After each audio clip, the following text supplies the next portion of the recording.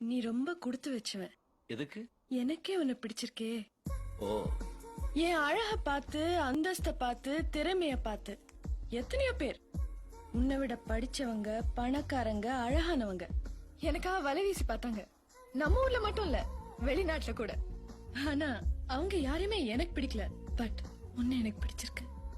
நீ கொடுத்து வச்சவன் தானே?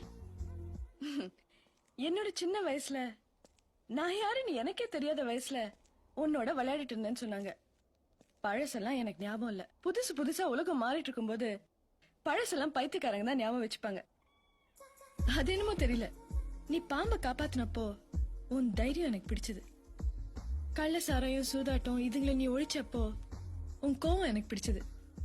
நீ காளைய அடக்குனப்போ உன் வீரம் எனக்கு பிடிச்சது.